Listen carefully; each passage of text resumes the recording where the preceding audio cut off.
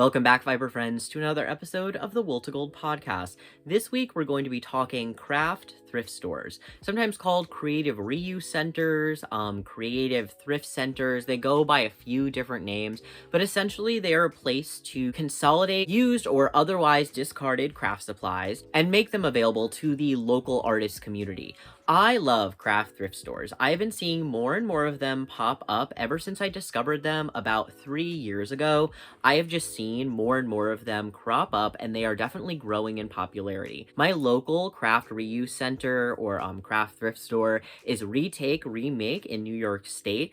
It is always a pleasure to go and visit. It is always well worth the drive. And I wanted to show you guys what I got for a measly $26 at the craft thrift store this week. So what is a creative reuse center or a craft thrift store, and how does it work? It works really similarly to a traditional thrift store. However, I do think that it's filling a niche in the market that has really needed to be filled for a long time in multiple ways. So first, as an artist to artist, okay, the economy is bad. Art supplies has always been expensive, and somehow it is only getting more expensive.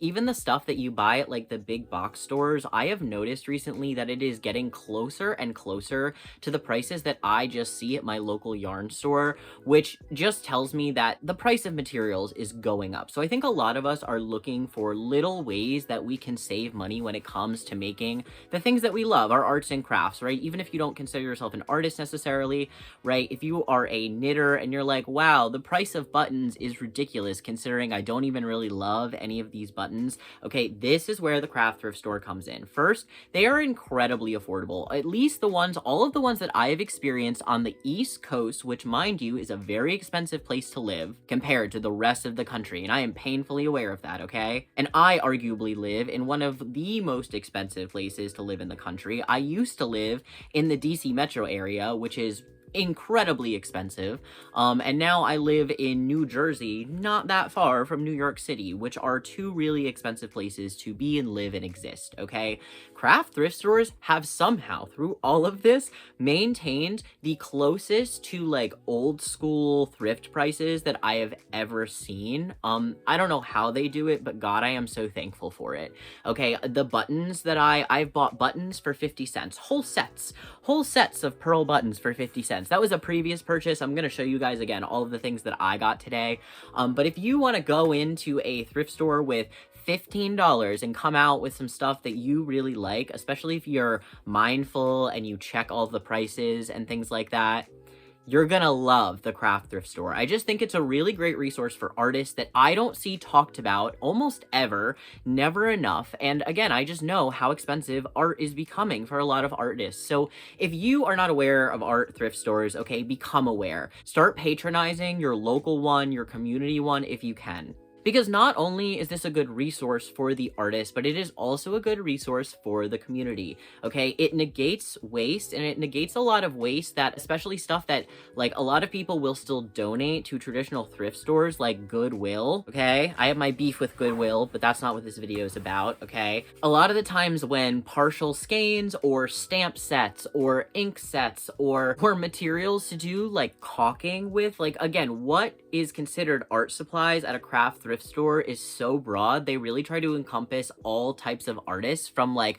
people who make mosaics to sewists or embroiderers. Like, they just have such a wide range of supplies. And again, this is often supplies that when donated to a larger, more commercial thrift store is either going to be thrown away or often packaged in a way that's just inconvenient for the artist. Like, so many times there was like one partial skein of yarn that I was like, oh, like I would take that home. However, I need to buy the like $10 bag of yarn that's mostly blanket yarn that I don't really want. Like, I feel like the way that a lot of craft supplies is presented to us as artists at a lot of traditional thrift stores is not convenient for us, and it's not well priced, okay? So craft thrift stores are a great place for communities to drop off all sorts of things. They're also a great resource for teachers. Like, it's not just artists that can use these. Local teachers and public school teachers who need crayons, paper, art supplies, all sorts of things. Books. There are books there. I got some books for like 50 cents a piece. Y'all are gonna see. It's just a great community resource, and it's also a place for you as a person, as an artist who maybe has hoarded some scraps or excess supplies, can also contribute and drop off things. While I was there, I saw fleeces, which makes me want to, next time I go, I'm definitely gonna donate some of my like wool, and maybe, I don't know, like maybe I'll just buy an inexpensive spindle and donate it as like a plant there to get to trap someone into the like web of spinning, you know? Like, I just think it's such a wonderful place. And then also, if you are in the unfortunate circumstance of having lost someone recently, I do think that if they are somebody who had a large stash of fabric, sewing supplies, knitting and crochet supplies, and there is no one else in your family that is genuinely going to use it or wants it, this is the place to bring it as opposed to a traditional thrift store. A lot of that stuff just, again, does not get its due diligence at a lot of these thrift stores, or just like never makes it to the floor, despite people like me and a lot of other artists. Like, when I go thrifting, I look for that kind of stuff all the time, and I see it, but again, it's often far and few in between, and it's usually not the kind of stuff that I'm looking for. So now that I've thoroughly convinced you to do some rabid Googling after you finish watching this episode, or perhaps finish watching this episode while you are driving, listen to me, while you are driving to your local craft thrift store, let me tell you about the one that I frequent. So my local craft thrift store is Remake up in New York. So yeah, I am in New Jersey, but I literally could walk to the New York border. And I do live in a place where unfortunately everything's like 20 minutes away, usually 25 minutes away if it's anything really fun. And so like 45 minutes to an hour drive is not really that big of a deal to me, and I will say it's very worth it for the amount of money that I save. Okay, so I got all of this stuff that I'm going to show you today for $26. I'll try to tell you some of the prices that I remember, or some of them that are labeled, but not all of them were labeled, and then some of the things were on sale, so I'm going to try to remember to tell you about those as well. If you ever happen to be, though, in the like northern New Jersey, lower New York area, if you are a New York City artist that somehow has a car or a way to get out to Retake, Remake, they're located in the Hat Factory. The place is small, however, I'm definitely going to insert. I took a little bit of footage while I was there, however, it was super busy because it was their first day reopening after all of their renovations and reorganization, which, by the way, looks great. The space is wonderful and has even more stuff than ever. Again, I really want to make this a place where we, you know, contribute to as much as we take. I almost always go with a bag of donations. This was actually the first time that I forgot to bring my like little bag of stuff that I was going to donate. I had some beads and some like thread that I knew that I was just like not going to use and I was going to pass off, but it will just go into the bag for next time. This is all the stuff that I got from Retake, Remake. The bags are mine. They're from Tesso Life. I got them at 2 separate trips to Tesso because I love Tesso. And we are going to start with this bag. This one has like the books and things like that. So first I got this really cute, it's the Red Heart Afghan and Crochet Classics like collection. So I don't know, I've really first been getting into making blankets and like blanket designs. I know that I haven't made one since I made that like last really big one that I made. But my mom has been getting into crochet a little bit, and she mentioned wanting to make Afghans. And so I got this because I was like, oh, like we'll both use it, and all books that were not labeled with a price were 50 cents. So I was like, for 50 cents, this is a great purchase. Next up, I have been saying that I was going to get myself a new notebook if I kept up with journaling to a certain extent through January, and I have. So I treated myself to this notebook. Yes, it is a used notebook, okay, but not really, because the first page is blank and all of the pages that are left are blank. And frankly, I kind of stan the Mayo Clinic. I don't know if that's controversial, but just like as a trans person, I stan them because they provide really quality care to a lot of trans people in areas where it can sometimes be difficult to get quality care.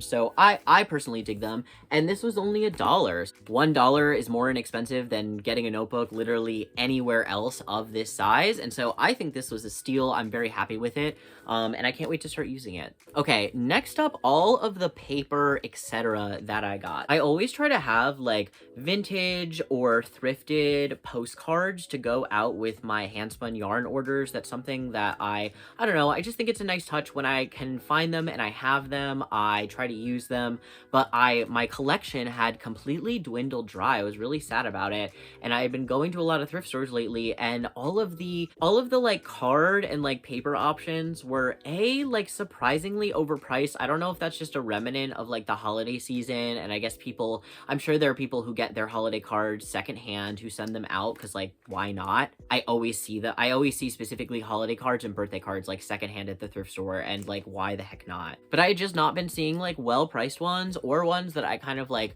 I don't know, that like called to me and spoke to me, and I actually wanted to send out to the people who patronize my business. And so I did look through their paper section. So first I got all of these were free. I'm not gonna go through all of them. But as you can see, like, I don't know, there's some really cool, like, vintage art postcards in here. Oh, there were ones with dogs, and I thought the dogs were really cute. Yeah, so this one is from the National Gallery of Art in Washington. I also really liked this one. It is for the IFAW, reducing ship speed and ocean noise. I don't know, I love whales. Whales are beautiful. I respect whales, that's what I'll say. I also found this one. It's from the Museum of Fine Arts in Houston. I think it's glass art. It's beautiful though. I really love it. And then, okay, some people are gonna think this is so weird, but I found these puppy photos where like this one's of a puppy. This one I think is the dog when it's older. Is it wearing a bow? I don't even think I noticed that when I picked these up. Here's another photo, and then another photo of the dog. There's no notes on the, oh wait, Tassie! We have the name of the dog. The name of the dog is Tassie. This is Tassie. And I think this one was taken in 1985, and so was this one. These both say 85 on the back. Okay, so I didn't even see all those details on the back, but I don't know, something about these photos, I couldn't leave them. If you've been following me on other platforms, I'm not gonna go into it in too much detail because I just like don't really want to. But my dog had been going through some really intense health struggles this past week. I really did not know if he was going to make it. And I'm really thankful that he is on a very strong rebound. We still have to go for follow-up blood work tomorrow, and see how his liver and his kidney function are doing. But we seem to be a little bit in the he's in much better spirits. He was like playing in the snow today, because we got some snow last night, and he was not even coming to greet me at the door, which is very unusual, or like barking at the mailman. Like he couldn't stand or walk correctly. And so it was just, I don't know. I think that's part of the reason that I also brought the photos home, because it's just been a hard week and they spoke to me. And so I don't know, I'm gonna keep these. I'm gonna put them somewhere. These are not for yarn orders. These are just for me. If you don't know too, just a little bit about my dog, I have made pet yarn out of him, which is how a lot of you are familiar with Bo, because you know about the dog yarn that I make from him every year. In the spring, every year, I make another skein or few skeins. We did a few last year of dog yarn, pet yarn. And yeah, Shiangora, if you know it by that term. And so some of you are familiar with him, and so I kind of just wanted to give a little update because some of you did message me and were a little bit worried about him, and I really appreciate that. That meant a lot. Okay, next up for $2, I hadn't opened this one yet, but these were just like, these seemed cool to me. It was like, I'm pretty sure this is homemade paper. This has gotta be. It has this like really textured feeling to it, if you can see, and I didn't even realize. So this one is a notepad. However, I do think I'm gonna pull off like individual sheets and write notes on them. And then, oh my gosh, yeah, these are the envelopes, and they're really cute too. They have this little starfish pattern on the top, which I love, and here's the envelope. This one's a little stuck because it was the first one on top, but yeah, I don't know, I just thought these were cool. And for $2, I just thought that's not too bad. Some of my next few orders will just get some extra special cards. And then these are the last things that are in that bag. I got these 2 pairs of mini scissors. They were $1 each, which I think is a steal, right? You get mini scissors really anywhere, and they're, again, gonna be more than $1. Some of these items I saved more money, and some of these items I saved less, but again, in this economy, and I just also think, like, something like this shouldn't end up in a landfill. They're still sharp, they're still usable. Someone like me and many other people can still use them. Just doesn't make sense to me that, like, so many useful items end up just going somewhere where they kind of become unusable. And so I'm really happy that I picked up these scissors, because also I'm always losing my mini scissors. I don't know if this is like a problem that everybody shares or if it's just my particular flavor of mental illness, but I constantly lose my mini scissors. This next bag is buttons, beads, thread, and yarn. So let's get into it, because I know that's probably the stuff that you guys want to see the most. Starting off strong, I got this entire bobbin of brown thread from the free section. I do have a free section when you enter and exit the store. It's like the little front area. And so when you are on your way out, don't forget to check out the free area, because again, there's a lot of good stuff there. Like this brown thread, I don't know, I'm gonna use it. It's a pretty nice bobbin, and it still has a lot of the original information on here. I guess it's Thread Mills Incorporated, Mount Holly, North Carolina, USA. Originally 3,000 yards, permaspun DSF 100/2, which I don't really know what all of that information means, but I love that the like vintage label is still on the inside. I thought that was neat too. I also got this container of red seed beads. These were $3 for the container. Again, this one was a little bit more expensive, but still cheaper than if I bought them at the store in many cases. And they were this just really beautiful, like, I know that the light, ooh, there we go. See, it's this really like nice blood red, almost like pomegranate-y. They had a like brighter, lighter red, but I really liked these darker ones. The color just really got me. I think I'm gonna put this in a handspun yarn. And then I got these 2 containers of buttons. Okay, they're plastic buttons. The one with the flowers was $1, and the sailboats was $2. I'm gonna take one of each of them out to show you, but they have so many cool buttons there. Oh my gosh, I really liked these because they were just really like retro-y feeling to me, and I kind of like plastic buttons when they're a fun or interesting design. These white ones I am really considering putting on my waffle stitch crochet cardigan that I'm currently working on.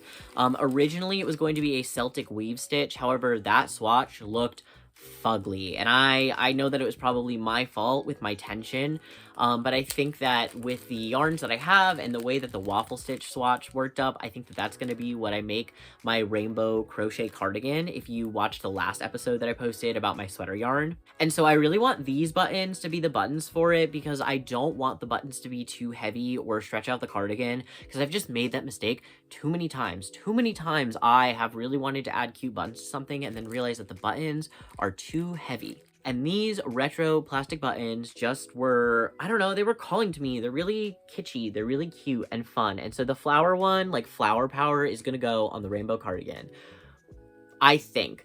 Or, I don't know, these sailboat ones are also really fun. I don't think they go with the cardigan's vibe at all, so I think I'm probably gonna save these for something else. But I have these little white sailboats, and they're just really cute. I don't know, I just thought they were fun. And for $3, like, buttons, man, buttons can get really expensive, especially if you do like vintage or retro buttons. The vintage and retro button resellers, they know what they have, okay? And they do the Lord's work. They're out there searching for the vintage buttons. Like, if you are a thrifter like me, you understand how much work goes into cultivating like a stock like that.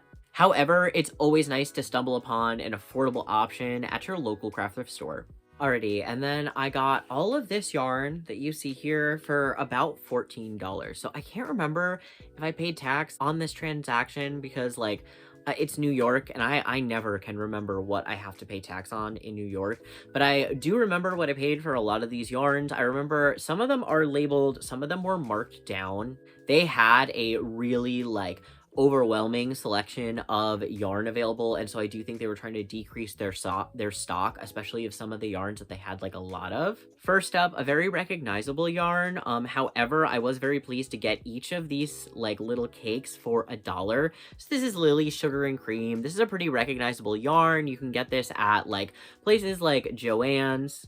I did really like these colors. I have this like public art like crochet piece that I would really like to put out at some point or work on. And I do think that these yarns are going to be great colors for the actual like letter work on it. And so I thought for $1 each, why not get this purchase out of the way? And it is more inexpensive than if I bought it at Joann's. Alrighty, now to talk about some of the effect yarn or textured yarn, whatever you want to call this. I'm pretty sure some of these are vintage, maybe not. This one is $1. Originally it was $16.50. I guess it's New Magic by Carabella Yarns. It is 95% nylon, 5% lurex, and it was made in Italy. I know these types of yarns are not everybody's thing, but I've been really wanting to experiment with more of these sort of like vintagey textured yarns because depending on the color or the construct of them, some of them are surprisingly soft, and I just see a lot of them at thrift stores and things like that, and I don't want them to go to waste. Like, I kind of want them to be used for something, and I feel like I have the brain for using something like this. I also got this ice yarn. I know ice yarn still exists. They still make them. Originally it was $1.50, but then they crossed it out and they made it $1. This one is Techno Paper, which I didn't even check the actual content. I did notice there was paper in it, but it's 20% paper, 30% microfiber, and 50% nylon. And I have to say, it's actually really soft. It's why I wanted to bring it home. I just thought it was kind of, I don't know, it was kind of cool. And for $1, I don't know, I'm gonna find something to put this in. Classic, inexpensive FX yarn produced by Barreco. This is Plume FX. Originally, it was $6.50 at a Ben Franklin, which I haven't seen a Ben Franklin in years. They have them down at the beach here, though, like in the like Lavalette area. Again, this was also $1. The back of it says Plume FX is an effect yarn to be held together with a knitting yarn. It will not change the gauge of the main yarn. This one is 100% polyester. It's also the smallest skein. It's only 63 yards. I just thought the colors were fun. I kind of just wanted to bring it home. Again, it was only $1, and I've been wanting to experiment with things like this, and this one is pretty soft as well. So I really want to try to like add these to, maybe I'll start with a beanie, right? Because beanies are the safest way to go when I feel like experimenting with something new. And then maybe I'll scale it up if I end up stumbling upon like a larger batch of effect yarn, because they often have those at this craft thrift store that I frequent. And last but not least, we have my two most expensive items of the entire trip. So on this side, we have this delightful coral yarn.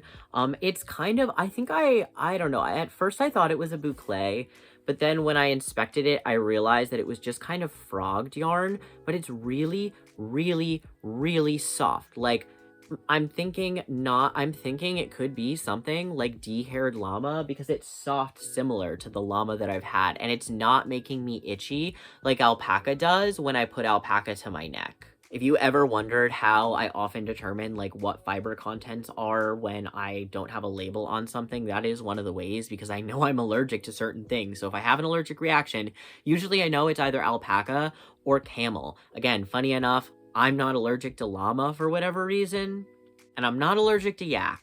But yeah, I got this yarn. I'm pretty sure it was $3. Again, this one and then this one. I'm pretty sure this one was $5. So this is like the creme de la creme win. If you know, you know, this is Farmer's Daughter yarn. It's Pishkun DK. It is 100% MT. What is that? Montana and WY Wyoming Rambouillet. It is 255 yards in the color Monarch. And it's really, really, really soft and cushy. It's really soft and cushy, but it does have a little tooth to it, like just a touch. I think even if you are somebody who is super duper sensitive, I do still think this is like a pretty decent yarn for you. And as you can see, it does have like a little bit of pilling. Like, I think it was in somebody's collection for a while. But for $5, for about $5, I'm pretty sure, maybe it was like $5.50. Again, I can't remember if I paid tax, y'all. It could have been $4. I really just like, I could not remember. I just did remember that these were the two most expensive items that I got while I was at the store. But I don't know, I think it's well worth it, especially because this yarn, I just feel like it's such a nice like 2-ply with, again, just a little bit of tooth. So I feel like I might be able to use it with other workhorse yarns in my collection that kind of like have that same texture. Like it doesn't have that almost like that like oiliness that sometimes comes with fine wools. It doesn't really have that, which some Rambouillet yarn does. So, but yeah, that's all, fiber friends. That is everything that I got on this trip to the craft thrift store. Again, I think that they are a really wonderful resource. Especially during times like this where things are only getting more expensive and it's becoming more and more important, I think, than ever to learn how to do things yourself, know how to mend things if you need to, how to repair things, and be able to use what you have at your disposal. Because just because you are on a budget doesn't mean that you don't deserve to maybe have some of these like nicer things to work with, and there are resources out there to be able to make those more accessible for you. So I want more people to be able to know about these things, because also the more we patronize places like this, the more that they will be able to invest and put up front for larger stocks of things, especially because again, they often will buy out materials when other stores go out of business and then be able to resell them back to us at, again, a very, very inexpensive price. At the very end of this video, I'm going to insert the footage that I took at Retake and Remake. Obviously, I didn't even like cover, I feel like, a quarter of the store, and it's still a pretty small space, but there's just so much packed into there. So if you really want to go check it out, please do. It's just a wonderful place to go and see. And if anything, I really hope that this video inspired some people to go and seek out their own local thrift craft store and see what's available to them. Thanks so much for watching, fiber friends. Don't forget to like and subscribe, and I will see you on the next one. Alrighty, fiber friends, so we are out here in Peekskill. The weather is actually really, really nice. And we are at Retake and Remake, probably my favorite craft thrift store in the area. It is my only craft thrift store. However, it is glorious. It's wonderful. I love the staff there. They're a pleasure. I think it's a wonderful community resource, and it's their first day reopening after they did renovations in January. So I'm really excited to see the space. I'm going to try to film as much as I can and kind of show you around.